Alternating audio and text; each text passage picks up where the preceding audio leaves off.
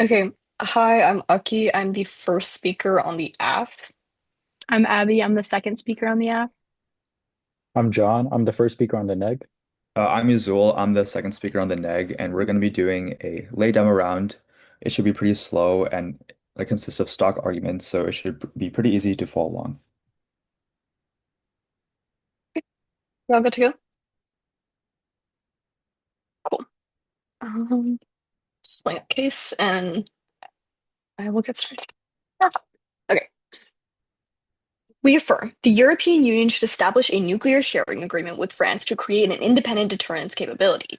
The first argument is deterrence. Currently, a Russian attack on Europe is imminent just in 626. Russia is manufacturing more missiles and drones than its military currently needs, allowing it to stockpile for future confrontations. The most likely flashpoint could be Lithuania. Russia could stage an incident on Lithuanian soil to justify sending troops. Denmark recently warned that Russia might launch a local war in the next 6 months, pointing to the Baltic states. But French nuclear sharing effectively deters aggression. Grammar 25. Trump no longer appears to be a reliable partner for protecting Europe. A French nuclear umbrella would give Europe autonomy through the deployment of nuclear capable combat aircraft that would make Moscow's calculations difficult.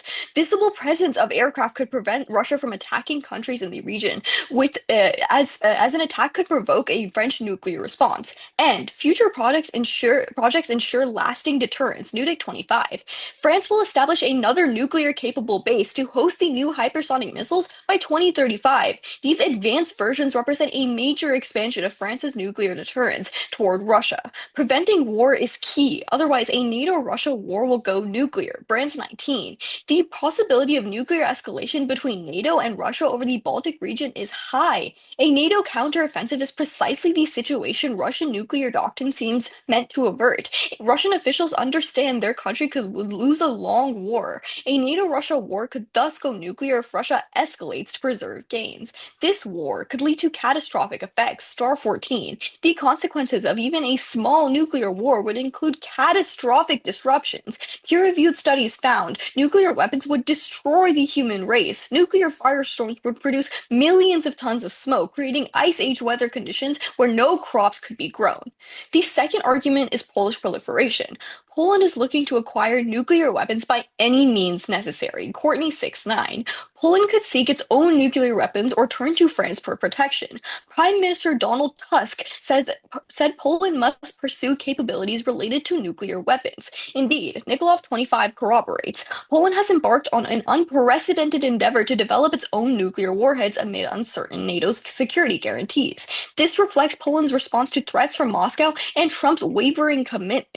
So luckily, French nuclear sharing reassures Poland. Lewis 25. Tusk raised the possibility of France extending nuclear deterrence to Poland. Tusk did not rule out any independent Polish nuclear deterrent. Whether that comes to pass will depend on the ability of France to address Polish security concerns. Absent action, Polish acquisition of nuclear weapons disrupts global non-proliferation efforts. Nikolov 25.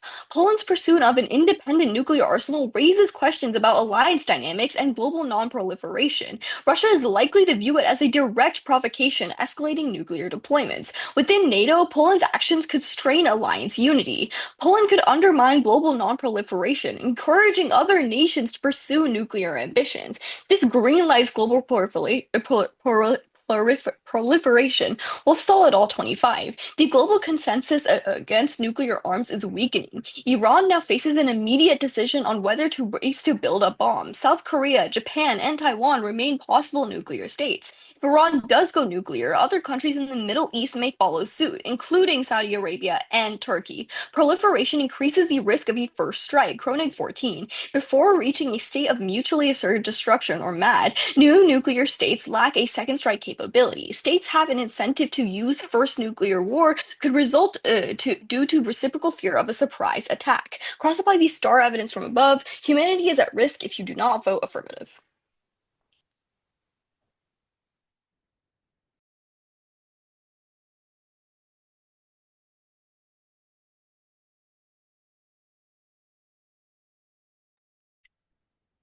Hello, hello. All right.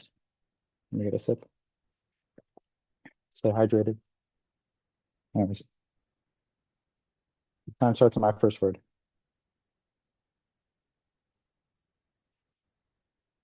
Our first contention is the economy. The French economy is on the brink of recession, but the current budget is key to keeping debt manageable. As the TOS 25 finds that France is on the brink of financial collapse. Debt surpassing 3 trillion euros and transformations of institutions is disrupting the balance of the Fifth Republic. The 2025 budget worsens the situation. Public spending continues its rise, increasing faster than growth, with a possible entry into recession. Increasing EU defense spending would raise yields on government bonds and inflation risks, as Rufiok 25 finds that an increase in defense spending triggers inflation if not compensated by spending cuts. Repercussions for government bonds is if spending is funded by issuing debt could potentially be inflationary. It could lead to investors to demand higher inflation risk premiums. French downturn would spill over to the EU, as Rockman 25 finds that a French meltdown rapidly becomes EU's problem. Big spending increases inflate the debt, and France is one of 20 countries that use the euro. Risk premium on currency bonds soar, and Germany is struggling to find savings, so why would they bail out France? Rising unemployment, secular stagnation, and etc. make the EU next econ crises uniquely worse, as bailouts saved them from COVID, as Boosted All 20 finds that COVID-19 is the biggest crisis since the EU was funded. But states averted disintegration and established a recovery fund. Cohesion's weak. Spain, Greece, Italy, pre-existing vulnerabilities at risk of stagnation, unemployment diverging from wealthier states, growing skepticism about the EU, and northern countries lose patience with states needing bailouts or corruption, growing detached from the EU. US-EU relations underpin global trade and are key to global well-being, as Wright 18 finds that US-Europe relations serves as a primary trading partner for every country, laid the groundwork for international trade, enrichments of hundreds of millions. It's the most peaceful era of global integration, and poverty was at its lowest. Our second contention is NATO cohesion. Putin is a threat. If undeterred, he will attack within 3 years to impose his political will. Slattery 25 finds that Russia could attack within 3 years, widening a gap between US and Europe despite ambition to negotiate. A senior NATO official told reporters that Putin was not interested in a ceasefire. Russia's ambitions go beyond territories. Putin is bent on imposing his political will on neighboring states. We're really at risk that the Russians try something against NATO territory in 3 years. Unfortunately, while the US is currently committed to deterring Russian aggression, the AF causes the US to step back, as Erlanger 25 finds that Trump officials remain committed to the American nuclear umbrella over Europe, the vital deterrent to any serious Russian aggression. But talking too much about a European replacement, let alone trying to construct one, would only encourage Trump to withdraw the American commitment. Nuclear deterrence, the more the better, but does it send the wrong signal and have America leave? This is damning because NATO is on the brink right now.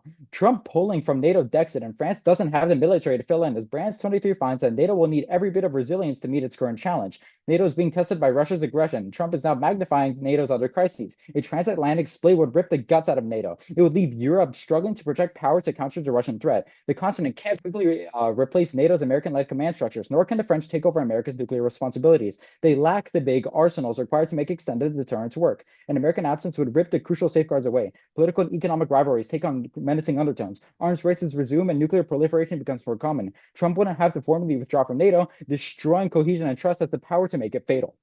Even a partial U.S. withdrawal of Dex deterrence leads to proliferation, Russian preemptive strikes, and nuclear adventurism. As Gilly and Nicole 25 finds that reduced U.S. commitments erode the credibility of deterrence without requiring a formal NATO exit. Withdrawal, partial, total, would unleash a cascade of destabilizing effects. Possible withdrawal or even hints encourage nuclear coercion from Russia. The disappearance of the U.S. nuclear deterrent from pushes other countries to pursue nuclear weapons. Crisis instability in arms races. Countries have an incentive to neutralize threats before they grow. If Russia were faced with a diffused nuclear rearmament across Eastern Europe, it might decide to intervene militarily by striking the development sites.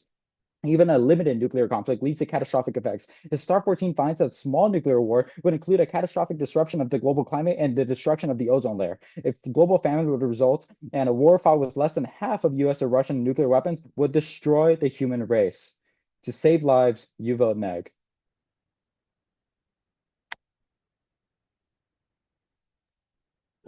You go for cross?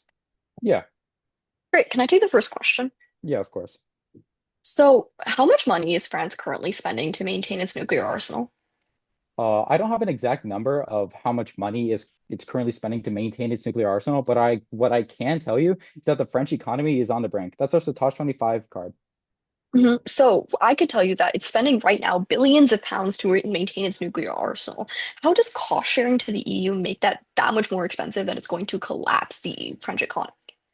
Look, first, France doesn't spend pounds, but we're Or, telling sorry. you that specifically the French nuclear sharing agreement is what's going to push us over. Of course, they're spending billions right now, but they're spending within limits. Of course, they would be. But if we were to implement the AF, as you would ideally have it be, And then that's going to push us over because we're, as our Rufiak 25 card says, that if we increase spending without spending cuts, then that's going to push us over. But since the F is not creating spending cuts, then we're in big trouble. But could I get a question?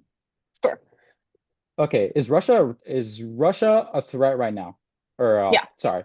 Okay. Are we deterring Russia right now? Well, Russia is currently making moves, and especially as our evidence tells you, it's like the main spot that it could possibly attack on is Lithuania and the EU. That's Okay. really important because right now only deterrence will work if you affirm and obviously create a partnership between the EU and France. That's going to deter Russia away. All Obviously, right. like they keep making more military arsenals that obviously they don't need. Does that answer your But question? Yeah. but is the US deterring Russia right now? The US is on the brink of practically leaving the EU. The EU has like no capability on it, which actually brings me to my next question. How credible is the US to the EU in the status quo? Incredibly credible. Look at our Satosh 25 card. Or sorry, that's our econ stuff. Let's look at the first card of my NATO cohesion stuff, Slattery 25. Within the card, it says, it's unhighlighted, but it's right there bolded. Member states largely agreed to US demand to boost defense spending to 5% of the gross domestic product, which means that all the NATO countries are currently increasing or meeting their spending goals.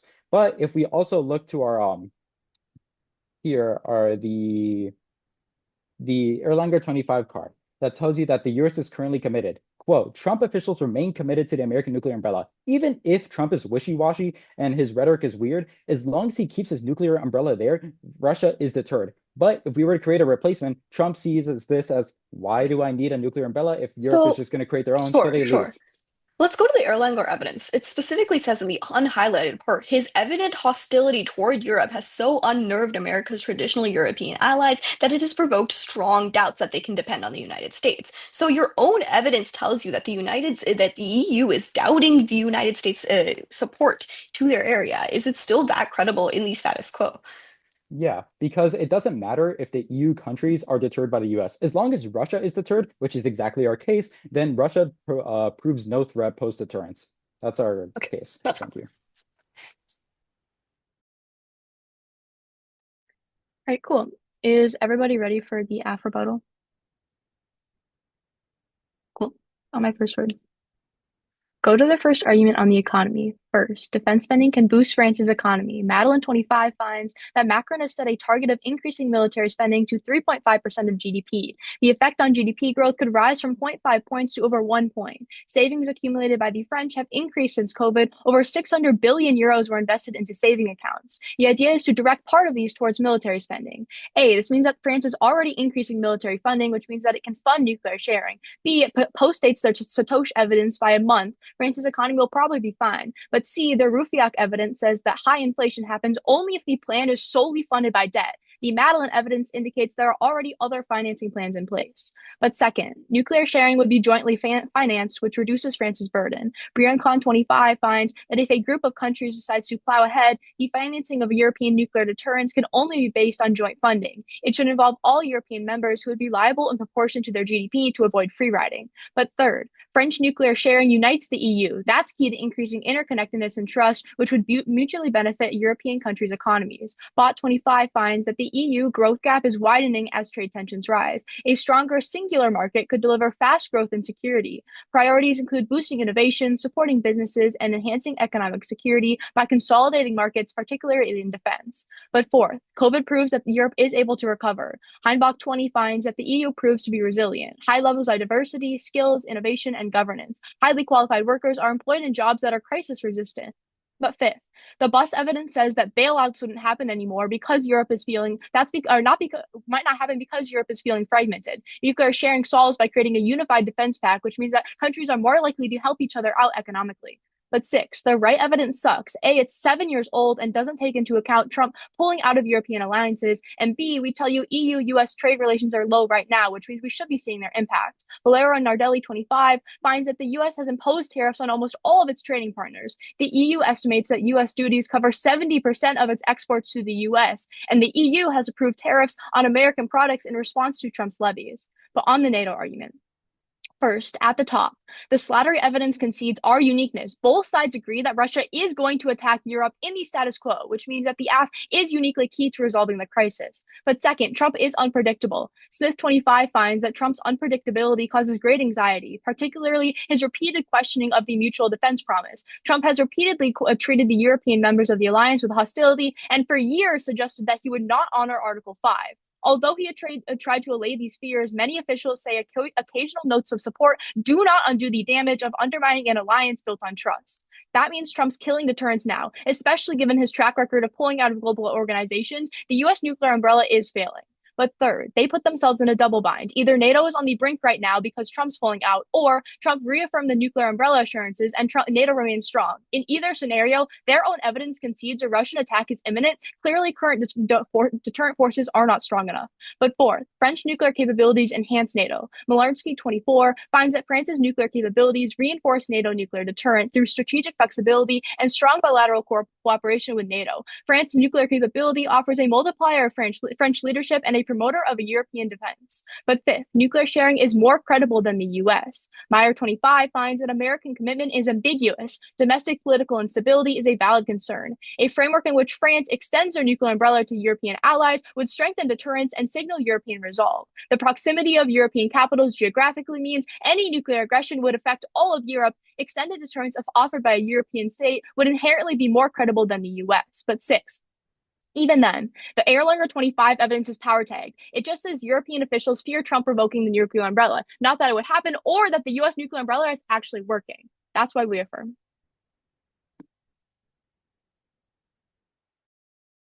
Okay, I just need like 30 seconds of it.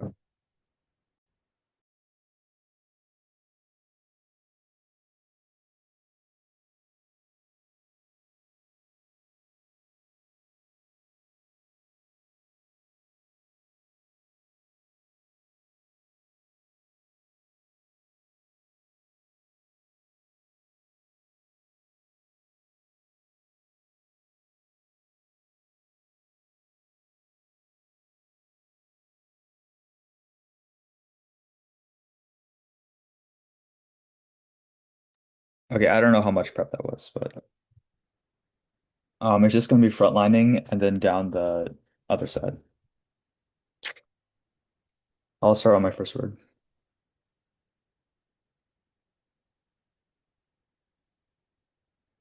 Okay.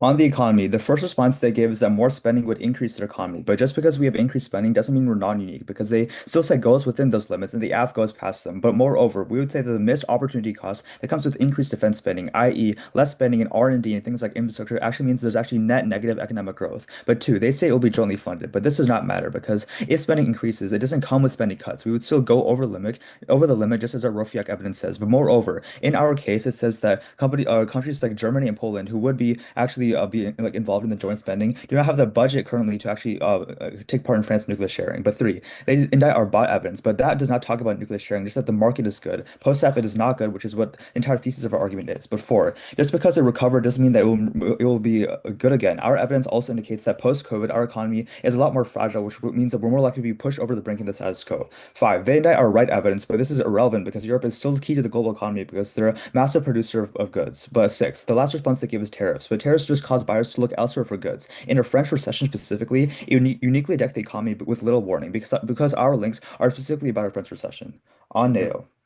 The first response they give is that our uniqueness it flows their side, but this is irrelevant because our argument is that even though Russia is inevitably going to invade the status quo, they cannot actually solve for that with French deterrence because it takes too long, which is why U.S. deterrence is uniquely key. The next response they gave is that Trump is unpredictable, but their evidence is just his own rhetoric, not actually any policies that he has given to actually undermine deterrence and credibility in the EU specifically. The third response they gave is that we put ourselves in a double bind, but they have misconstrued our evidence. Our evidence is that we are on the brink of the status quo as NATO funding is decreasing. But our argument is that once we actually pull out of the region, but with the US not having a deterrent, that's what causes Russia to invade. The fourth response they give is that the fourth and fifth response they give is that French deterrence is good, but I'll get to this when I respond to their first contention. The last response they give is that our Erlanger evidence is bad and skeptical, but obviously this evidence is skeptical because the affirmative has not happened yet. Our argument is that once France actually starts nuclear sharing, it causes the US and other countries to pull out of the region, which actually decreases deterrence. On their C1. First, their time frame is much too slow. Their evidence concedes that the French can only achieve a credible deterrent by 2035. While both agreements that agree that attack is inevitable, their own evidence says it will happen within 6 months. Two, the EU is not coordinated enough for an independent nuclear arsenal to be a credible deterrent, as Horvitz and Major 25 finds. French extended deterrence confronts severe technical challenges. A centrally coordinated US of Europe, by vesting the leader of its central government with a control over a nuclear arsenal, could adopt a limited deterrence which might succeed in reassuring citizens that deterring nuclear coercion remain credible. But also, French does not have the equipment, as Gob and Meyer 25 finds. Extended nuclear deterrent could be primarily be provided by France. It raises serious credibility concerns because 290 French nuclear warheads are ready for deployment. The United Kingdom can provide another 225. That is a mere 10% of what Russia can field. A gap this wide is a clear liability. It is effectively restricts European allies to what nuclear experts call deterrence by punishment. On Prolif.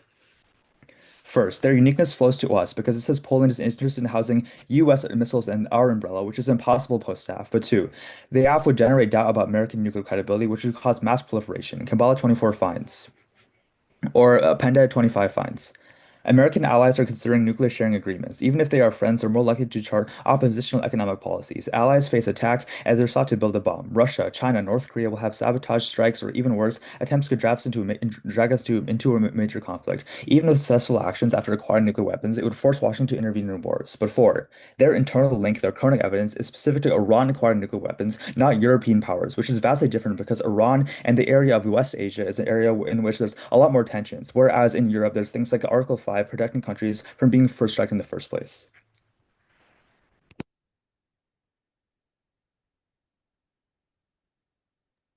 All Yeah, right, you go for cross. yeah, you can have the first one. All right, let's talk about prolif, right? So explain your second response. On Prolif. Yeah. Okay. It just says once French rushes to nuclearize, it would cause other allies to be emboldened and would increase the likelihood of miscalculation and first strike. Wait, why would allies be emboldened? The warrant it gives is that uh so once America starts considering nuclear sharing agreements, even if they are allies with those nations, they're more likely to like build like adjacent economic policies or adjacent political So policies. it's about the The further US from doing that. nuclear sharing and then emboldening It's allies? about American allies doing nuclear sharing. Okay, sure. You can take a question.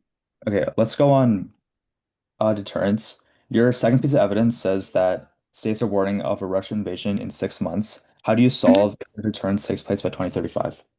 Okay, yeah. So that's actually really important. Our evidence that says that France builds like new hypersonic missiles in 2035 is independent of like being able to currently deter Russia. Our evidence indicates I can't remember the name. The Grimmer evidence indicates that France would currently be able to deter Russia if it did like nuclear sharing because it does have nuclear capabilities. However, the evidence after that that says that they're building new hypersonic missiles means that it increases their ability to like do deterrence in the future, which means that there's longevity in like its deterrent force. Can I have a follow-up?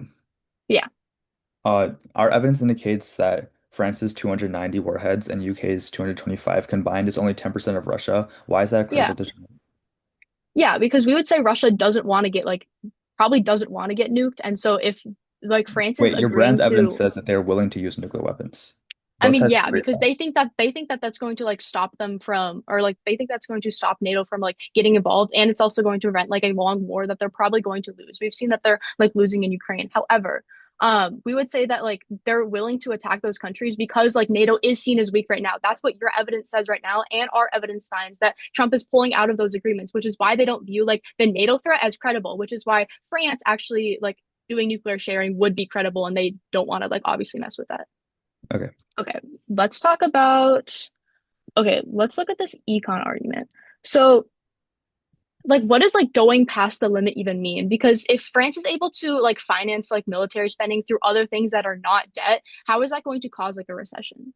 It's two things. Our link actually says that even if like it remains like we don't finance with debt, other things that could Mhm. happen, like the yield rate on our bonds would increase and inflation risk would increase, which is still a recession indicator. So we can still access some economic downturn.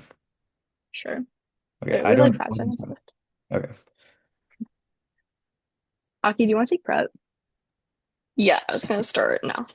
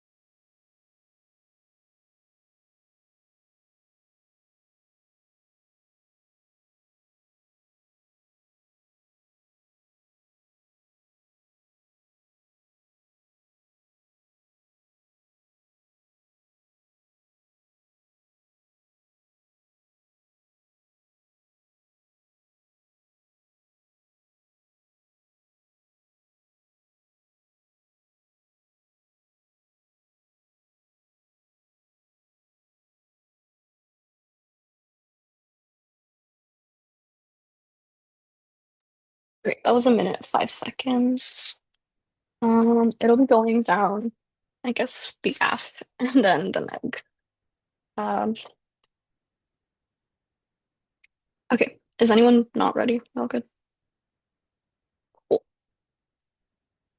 You're voting on our argument of deterrence. Currently, the EU is is at risk of a deadly attack from Russia, and they're weaker due to Trump's absence. However, voting AF means that French support to the EU will effectively deter Russia and prevent a nuclear war that could kill millions, as per our STAR evidence. They make a couple responses on our case. First, they say that France cannot provide that our time frame is too short, but they misunderstand our evidence. We tell you the Grimoire evidence tells you that France currently does have the ability to give nukes to Russia, but within a 6 month period and be effectively helpful in a short long term. However, the evidence that they misunderstand tells you that by 2035 that France will have hypersonic missiles in the EU. That's telling you that there's long term stability. So not only are we able to help the EU effectively deter Russia in a short term, but also be able to help it in the long term, which is effectively a lot more important than them maybe than a NATO war happening on their side. But then go to their next argument. They say that France has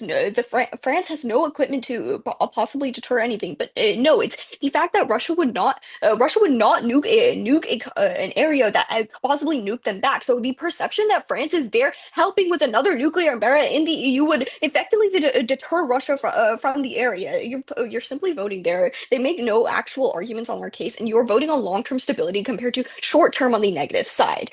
But then go to their case first. The Madeline evidence is simply mishandled. We tell you, Abby tells you over and over that it is specifically there's a separate budget set aside to send nukes to the EU. There's already money set aside, and it's not going to suddenly go over the brink. Also, France is already spending billions and billions of euros in the status quo on the nuclear on a nuclear umbrella. Just going, it won't actually change anything post affirmative. Next, they also could see the bot evidence that tells you that that affirming will make a stronger EU in a single market. That means that there's going to be more support and overall a united economy post affirmative. That's going to solve for possible recession that they could have right now in the status quo. Next, they misunderstand the COVID empirics. We tell you that if the EU was able to snap back from COVID so easily, obviously they are such a powerful economy that if they can be able to snap back from any possible recession that will happen post affirmative.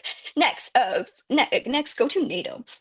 First, they tell you that in the status quo, Russia attacking is imminent. That means that it's try or die for the affirmative. If you stay in the status quo and vote negative, then Russia could possibly attack. However, the only chance of solving that is by deterring them in the affirmative world. Next, they say that there's not any policy that Trump is actually passing to keep away from the EU. But no, the rhetoric, especially in the airline recall, that they tell you that Trump could possibly pull out at any moment, and it is not at all credible to the EU.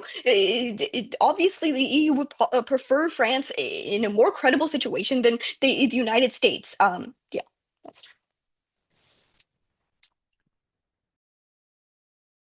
Okay, we'll take prep.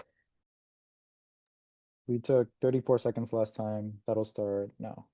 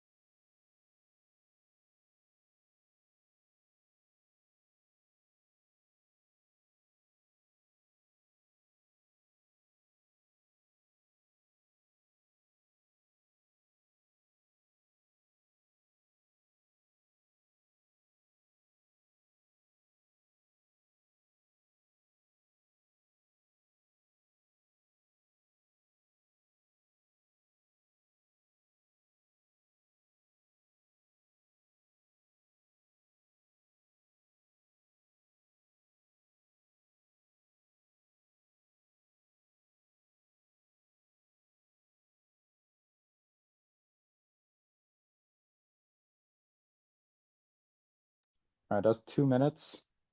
Leaves us with 26 seconds left. It's gonna be my case, their case.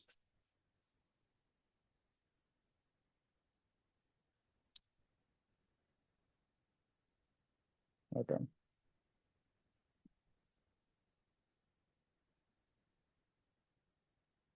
All right. Time starts on my first word.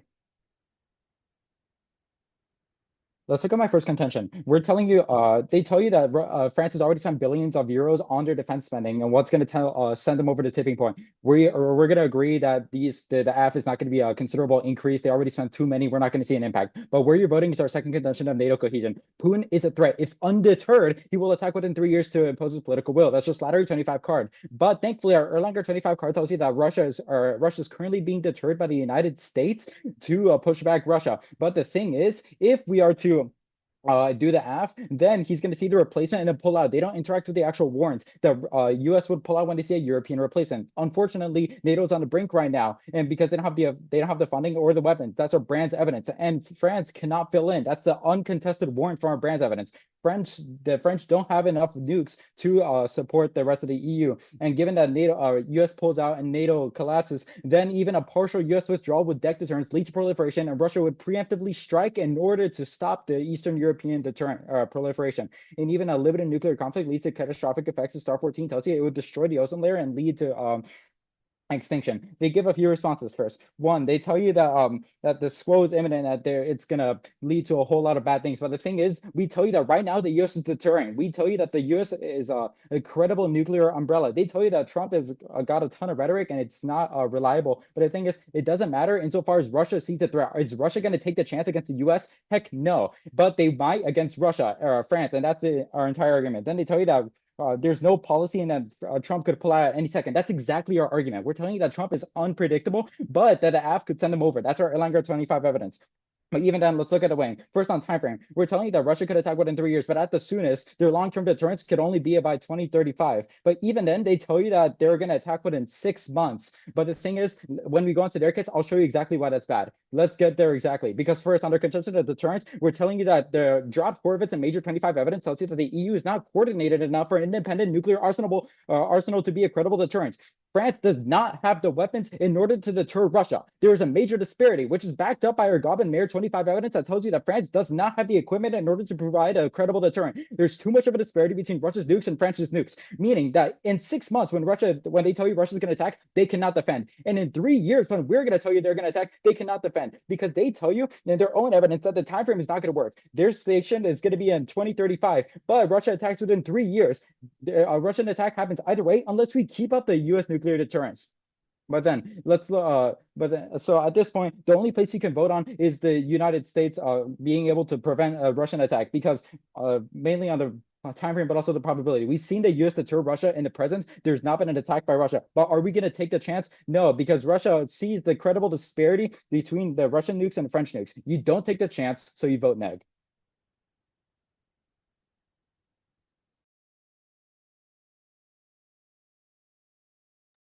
Okay, y'all go for cross. Yeah. Oh, Grand Cross exists. Okay. John, Yeah. all right, cool. Cool. Take the first question. Yeah, of course. Okay, so let's talk about the slattery evidence, right? So where in the evidence does it say that the U.S. is doing enough to like stop Russia's current aggression? I'll find you a line. It's here. By most measures, this year's NATO summit in The Hague was a success. Member states largely agreed to U.S. demand to boost defense spending of 5% of the gross domestic product. Where does that say It's that Russia is like not going to attack because of that? thing is, the evidence is predicated on the risk of a Russian attack, that Russia could try something on NATO territory within 3 years. But thankfully, our Erlanger 25 evidence tells you specifically that American nuclear umbrella over Europe, the vital deterrent to any serious Russian aggression, is still there, which is able to Well, stave yeah, off. it just says it's like it just says it's like prevents Russian like aggression. But the slattery evidence says that Russia is being aggressive right now, like regardless of the U.S. umbrella. So how is the U.S. umbrella actually doing anything? It's not that the slaughter evidence tells you that Russia is being aggressive right now. We're not telling you that Russia's on the border. Russia is obviously preoccupied with Ukraine, but within 3 years after Ukraine, maybe, and they build back up, they could try something. Like evidence points to Russia trying something on NATO territory in 3 years. But thankfully, we have the deterrence that our Erlanger 25 evidence is able to identify. Sure, you can take a question. Uh, sure. So okay. So, given the EU's coordination problems for an independent nuclear arsenal for like deterrence, how is France supposed to extend its minute amount of nukes to the edge of the continent to deter Russia? Sure, yeah. So, first of all, like France like still has like enough nuclear weapons to like I guess like put some in other countries, but also it's mainly just like the promise that if another European country is attacked, France will come to their defense, which prevents Russia from like attacking because in the status quo, those countries are not protected. Wait, could I Yeah, the ask a question? Yeah. Yeah. What's the difference between that and right now? Because Article 5 Right now, exists. France isn't going to protect those countries. Article 5? Yeah, so like your evidence and the evidence we read says that NATO is like weakening right now, which is why like the EU and like Trump or the EU and Russia doesn't really view like Article 5 or NATO as credible. France doesn't view Article 5 at all. I mean, like they don't see it as credible But because like they're Trump the is like but wait, Trump wait, Trump It's Trump it, but is they're like wait, but they're the pulling ones out of who are gonna commitments. protect. Like it doesn't matter if Article 5 is like separate of like what the AF is. The AF is not dependent on NATO no, I because understand, but what's the it's difference like between the AF and Article 5 if France is gonna the go and protect? yeah, it's like independent of NATO. If France is like developing their own independent like deterrence capability with the EU, that means that France is going to like help them. That's not like within the like sphere of NATO. Okay, sure. Well, that's fine. Okay, I'm gonna run like a little bit of prep.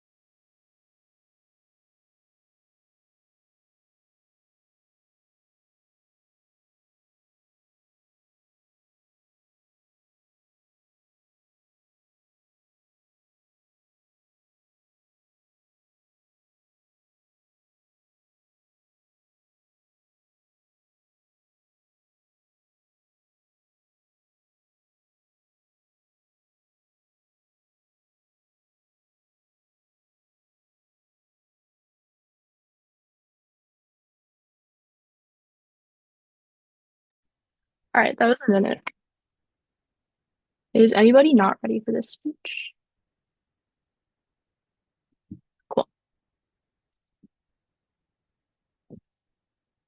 Start on the app. You're voting on deterrence. We tell you that Russia attack on Europe is coming in the next 6 months. However, French nuclear sharing is able to solve that, and it's an effective deterrent against Russia. And we tell you that future projects to build hypersonics would ensure that there's longevity in that deterrent. That's key because if a Russia and NATO like have a war that would go nuclear over the Baltics because Russia would escalate to win, which causes extinction by causing like ice ages.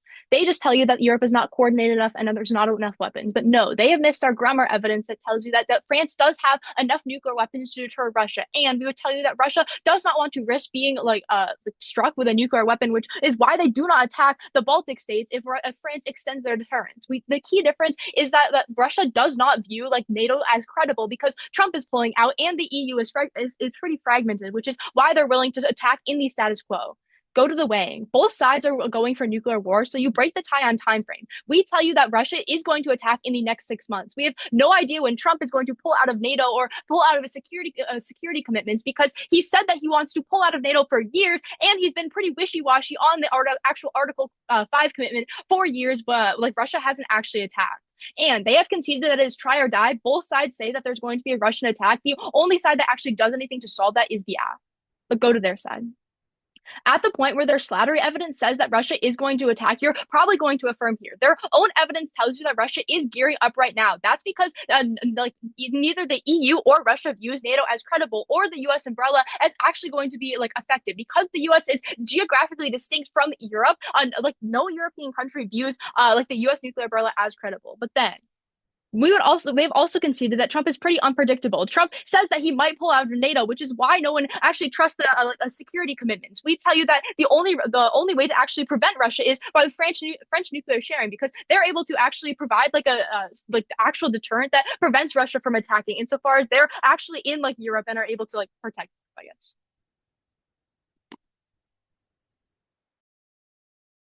Okay, I have 26. I'll start it once I mute.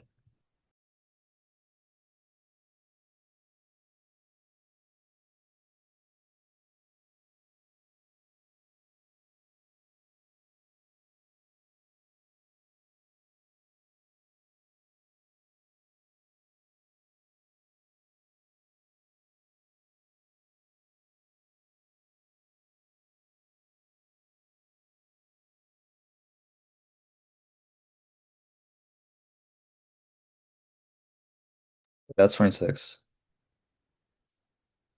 Order is going to be the neg, then the f. I'll wait in between.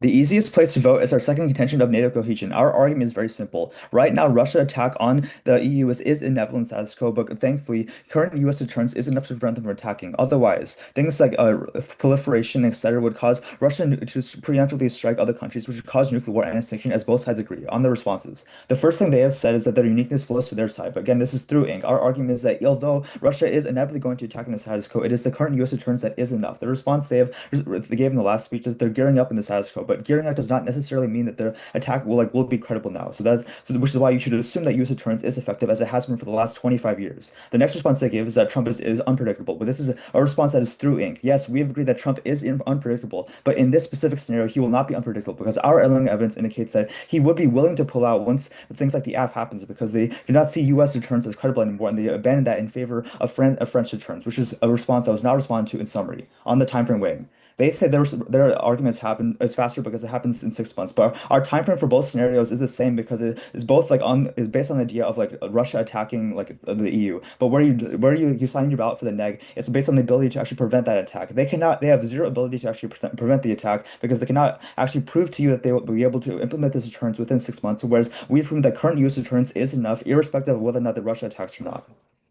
On their argument proper.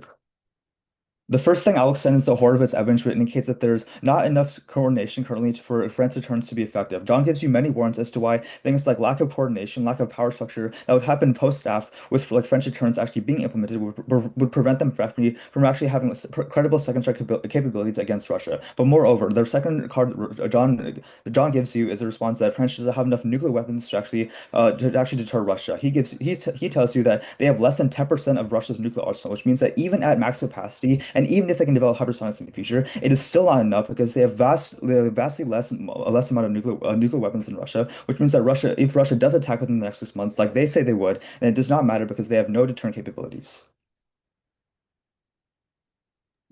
That was overtime. Great round, guys. Great round, guys.